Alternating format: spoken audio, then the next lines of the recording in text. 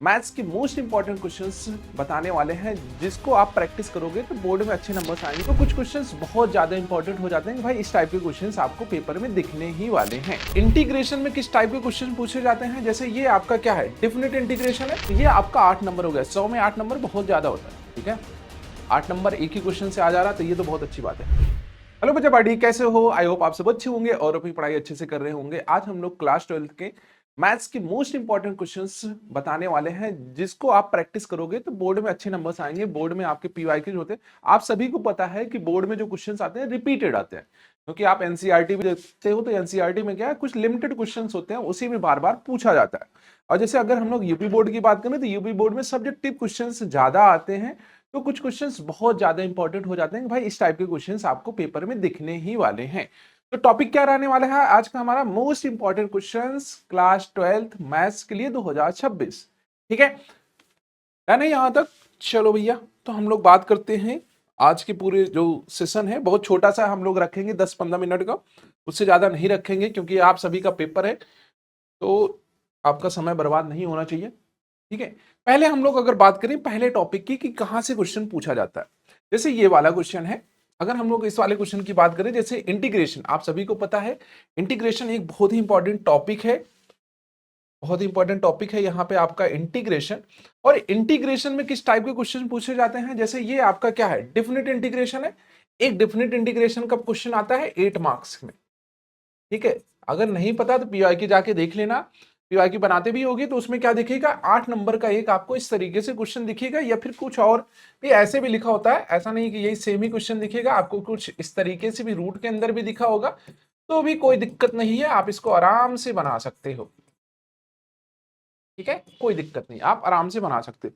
उसके बाद अगर हम लोग बात करें, अच्छा कौन सी प्रॉपर्टी का यूज करेंगे, इसी प्रॉपर्टी का यूज करेंगे, ठीक है। इसको हम लोग प्रगुण भी बोलते हैं, इस प्रगुण का हम लोग यहाँ पे यूज करने वाले हैं। क्लियर है? तो ये आपका 8 नंबर हो गया। समझ में आ रहा है कि आपको छोटे से 10-5 मिनट में आपको बता रहे हैं कि आप 60-70% नंबर कैसे ला सकते हो मैथ्स में, ठीक है। तो ये आपका 8 नंबर हो गया। 100 में 8 नंबर बहुत ज्यादा होता है, ठीक है।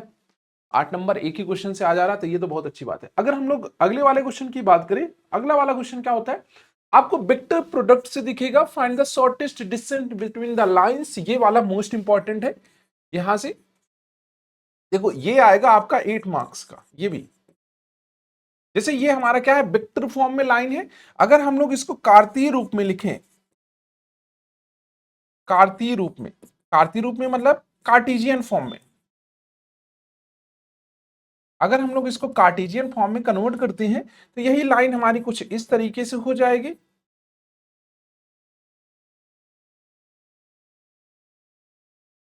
ये y1 होगा अपॉन में b1, z1 अपॉन में c1।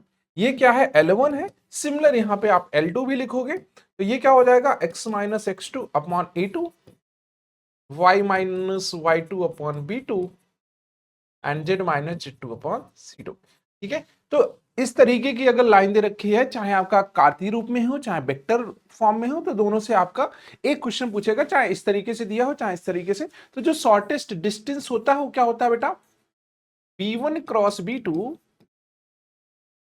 Dot a2 minus a1 upon में b1 क्रॉस b2 का मैग्नीट्यूड, ये होता है, ठीक है। ये फार्मूला ध्यान रखना। अच्छा वेक्टर प्रोडक्ट में क्या होगा कि हम लोग दो वेक्टर हैं उनके प्रोडक्ट ले रहे हैं, जैसे ए वेक्टर क्रॉस बी वेक्टर हम लोग फाइंड आउट कर रहे हैं, तो ये आपसे पूछा जा सकता है। डन है यहां तक? चलो नेक्स्ट क्या कह रहा, अगला क्या कह रहा, अगला आता है सिस्टर ऑफ लीनियर इक्वेशन का। देखो अगर हम लोग बात कर रहे हैं, यहां से भी आपका 8 नंबर का आता है, ये भी 8 मार्क्स का है। लॉन्ग वाला आपको समझा रहे हैं, ये भी आपका 8 मार्क्स का है। जैसे ये हमारे पास एक क्या है, इक्वेशन है ना, ये हमारे पास क्या है, एक इक्वेशन है। यहां से भी आपको 8 मार्क्स का आता है, 8 मार्क्स का आता है। यहां से हमें एक्स वाई और जेड की वैल्यू बतानी होती है। इन सब की वैल्यू फाइंड आउट करती है किसका उपयोग करके भैया, A inverse adjoint of A upon में determinants of A,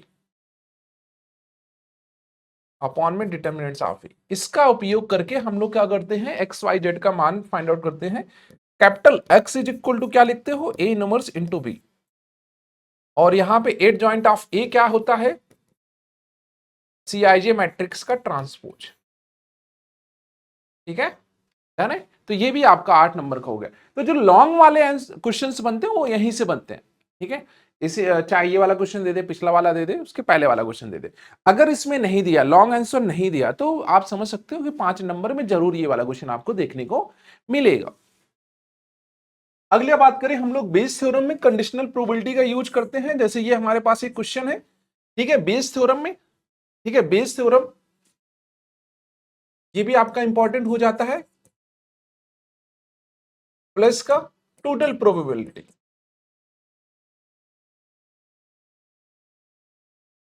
total probability आप इसका आंसर कमेंट करके बताओगे, कमेंट करके बताना। ये आपका लगभग जो है आप मान के चल सकते हो 5 मार्क्स का आता है। हाँ, 8 मार्क्स में नहीं आता, 5 मार्क्स में आ सकता है। ठीक है, ये भी आपका इंपॉर्टेंट हो जाता है। उसके बाद अगर हम लोग बात कर रहे हैं अगले में बाउंडेड रीजन वाले, आपको पता है कि एक उद्देश्य फलन होता है जो एलपीपी प्रॉब्लम हम लोग बोलते हैं, यहाँ पे नाम भी लिखा है एलपीपी प्रॉब्लम। उद्देश्य फलन होता है जैसे z is equal to 2x plus 3y। उसके बाद कुछ कॉन्स्टेंट्स होते हैं जिसे हम लोग व्यवरोध बोलते हैं, जिसे बालक हम लोग व्यवरोध बोलते हैं। अब व्यवरोध में क्या होगा, जैसे मान लो x plus y greater than or equal to 0, x plus 2y या फिर 3y less than or equal to 0, ऐसे कुछ हमारे पास व्यवरोध होंगे जिनका उपयोग करके हम लोग इस z का मैक्सिमम या फिर मिनिमम वैल्यू फाइंड आउट करते हैं। ठीक है, मैक्सिमम अथवा मिनिमम वैल्यू फाइंड आउट करते हैं। अब इसमें क्या है ना कि जैसे यहां पे दो रीजन होते हैं, जब हम लोग एलपीपी प्रॉब्लम्स के क्वेश्चंस करते हैं तो दो रीजन होते हैं हमारे पास, एक बाउंडेड होता है, एक अनबाउंडेड होता है। बाउंडेड रीजन वाला क्वेश्चन थोड़ा सा आसान होता है, यही पेपर में पूछा जाता है, बार बार यही पेपर में पूछा जाता है क्योंकि सारे टीचर्स यही कराते हैं, प्रचलित है, बहुत फेमस क्वेश्चन है। बट जब अनबाउंडेड आता है उसमें थोड़ा सा चेंज करना होता है कि जो हमारे पास एम है, एम का मतलब इसकी जो वैल्यू आएगी उसको हमें चेक करना पड़ेगा कि लेस देन है कि नहीं। जो रीजन है, कॉमन वाला रीजन है, उसके क्षेत्र में नहीं आना चाहिए। ये हम लोग, अगर आपको इसमें कोई डाउट हो रहा हो तो आप एलपीपी वाली जो वन शॉट वीडियो उसमें जाके देख सकते हो, या फिर मैराथन में भी देख सकते हो, वहां पे भी कराया गया है क्वेश्चन। ठीक है, तो ये बेटा आपका छोटा सा ये वीडियो था जिसमें हम लोग इंपॉर्टेंट क्वेश्चंस क्लास 12 के बता रहे थे।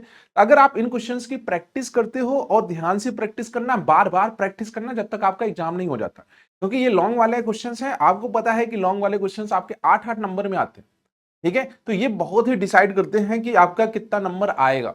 अगर ये 8 वाले नंबर वाले क्वेश्चंस आपके सही हो जाते हैं तो बाकी क्वेश्चन तो आपको वैसे भी बन जाएंगे, 1-2 नंबर वाले, उसमें ज्यादा कुछ होता नहीं। अगर एक नंबर वाला कैंसिल आउट भी हो गया, मान लो नहीं आ रहा है, तो क्या ही घटेगा, 1 नंबर घटेगा, बट 8 नंबर वाला मोस्ट इंपॉर्टेंट है। ठीक है बेटा, तो मिलते हैं अगले वीडियो में, तब तक के लिए tata bye, take care, love you.